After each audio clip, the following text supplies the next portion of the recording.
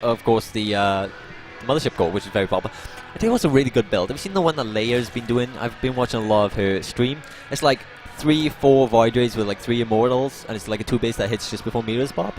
And I've seen like Idra get annihilated by it non-stop. Like I'd like to say the biggest name. He takes a big pound and she enjoys doing that. But like it's really popular build. I think like I want to see more of that, man. I've never seen anyone else do it but Leia, so I really want to see someone do that and have the replay. I want to see what I want to steal that build. Well, let's see what DreAm has in mind. Maybe he is gonna opt for some Stargate play this time around. Maybe that's gonna serve him a little bit better than the 6-gate, 7-gate all-in that he tried to go for last time, which, you know, it got shot down well. He did some damage, but you really have to kill the third or a large amount of drones to be able to play the economic game from there, which he wasn't able to. Absolutely, and so there's going to be a Nexus first into a Forge, which is what you totally expect. What do you feel about this map with air? Like, this map's okay with air, but I don't think it's one of the ones you're like, yes, Sky Toss all the way.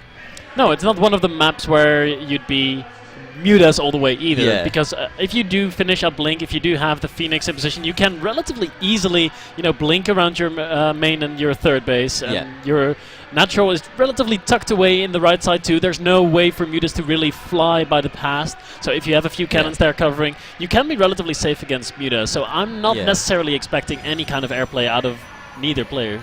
Either player. Even though this map is slightly getting old, one of the best things about it is as you expand, you know, the goal, the design of the map is as you expand, you open yourself ways to be attacked from more different directions, and I love that how that goes into a game. And we do actually have the 2 gases in the main being taken, so no little funky mind games, even though they totally didn't work last game. So this is interesting.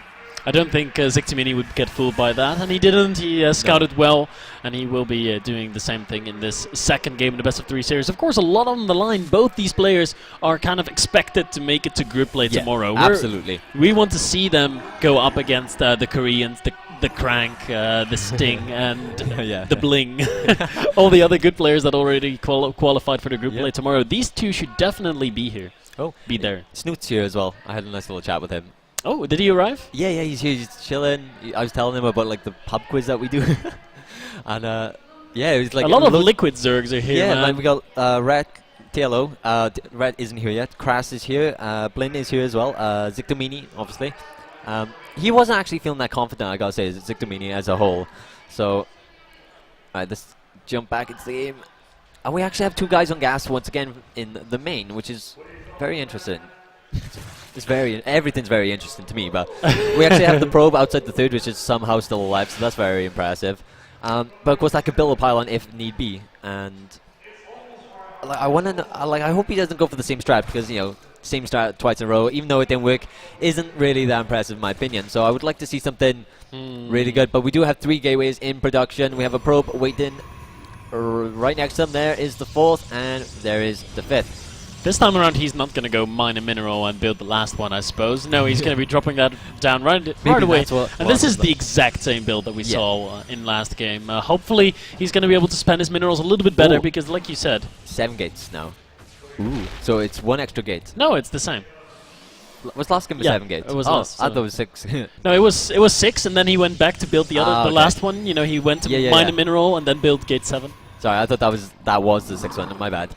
And we actually have speed in production, so Zikto is pretty much playing this identically to how we played it last game. We do have the Roach Warren already complete, but no Roaches. And I think Ziktomini sniffed it, because he's not building Roaches, he's building more Zerglings, which is what you want if DreAm goes to the Stalkers. And normally you always preemptively build Stalkers, because this time they don't really have speed for the Zerglings, and if they don't, you can just kite them non-stop. We do have a couple of Roaches, and the pylon has been found, and that is pretty far back. Oh. Both pylons have been found, actually. Every pylon has been found. This is some bad news for DreAm right now. He's trying to desperately put up another pylon, but Ziktomini is probably going to be able to focus that down before it even finishes. Very nice. And he actually got surrounded on one of the Stalkers with slow lens, so really nice surround there. We do have another pylon right behind the mirror line, so that's going to be a lot harder to take out. And the last one did survive because of the warping, but here it goes. We have time warps. Just one available, 5 Stalkers, and he's got a kite.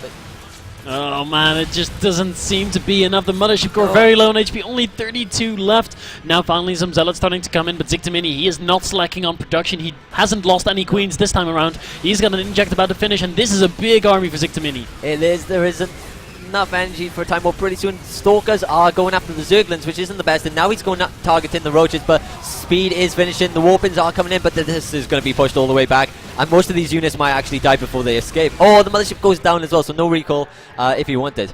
And actually Zikto's playing this smart. He's not overextending and you're running down, maybe getting surrounded, or Warpins cutting him off. So very smart by him. And now of course DreAm adds on the 2 extra gas. He's building his Mothership Core, which he did not last round, which would have made a difference in my opinion, against the Roach counterattack. So that's very smart. Yeah, he would have still been behind so far, but the Mothership Core might have enabled him to live and maybe get a rabbit out of a hat or something, work some magic to, get a player name in there. Yeah, like there's no way to get out of that spot without the Mothership Core, pretty much. No, there's not. His Immortals were not in time. He didn't have enough sentries to really make anything work with force fields either. So let's see how things are going to go this time. Will DreAm be able to defend against the counterattack? I think he will. The Cybercore's in the back, so he doesn't have to worry about that getting taken out and no sentries coming in. The Robo's in production. 2 extra cannons because he knows what to expect. And, the Mothership Core is flowing out ahead and getting extra damage. And I love the way that Zikto has speed creep at the 3rd. So, if this gets held fine, he still has to wait another minute and a half to expand. Yep, very nice, very nicely being pushed back right now is Ziktomini, but he doesn't really mind, he's got a good drone count. He's at 58 workers already. Granted that he faced a 7 gate, that's a pretty high drone count to be at. He's taking all his gases, 6 gas on the way, the Spire is coming out, but also at the same time still getting Glio reconstitution, so he's not completely forfeiting his defense. He wants to make sure that in case there's a big 2-base timing push coming out of DreAm, he has the Roach to go ahead and defend that. Absolutely, he is taking a 4th behind this. And yeah, as you said, like he wants Roach speeding stay on the map. If DreAm's like, okay, I'm going to come attack you, those units can stop them, or delay them, which is very important. That'll allow him to get more meters. We actually do have a Robo base, so it looks like he can still try and expand with this, but against Mullers, it's going to be so hard. It's going to be ridiculously hard. So I think maybe a 2-base all in, but he'll probably stop classes as soon as he sees the Mullers, because then you're just like, well, what's the point? Yeah, this is going to be so difficult for DreAm. He's going to be stuck on 2 bases, and he's going to have those Colossi, and he's going to see the Mutas and be like, oh, I have to go into Twilight, I have to spend so much time defending my 2 bases that I have, and somehow get a 3rd base. It's going to be incredibly difficult. There we are. So he has taken out the Overload, so the creep is starting to recede. The Mirrors are popping. The Mothership Core is going to return home. Of course, Zikto did know that it was there because he was chasing his Zerglin, so that would have been a really nice snipe. Really nice snipe. Immortal number 2 is about to finish. I imagine the class is straight up. There we are. And we do have +1. We also have +1 flyer attack, which is always very nice to have. But I think actually Zikto's going to play this very smart. He's going to go for the, this, where the 3rd would be, and go into the natural with the Mirrors. But DreAm actually duping him quite smart. I think this is Observer by the 3rd spot at the Mirrors. So he knows not to play so greedy. He did not get baited. I mean, it would have been so easy for Protoss to get baited. Be like, oh my god, you want to take up my 3rd? I have to defend. Get all my units over there, and then the Mutas flying in. We're going to have a good attack.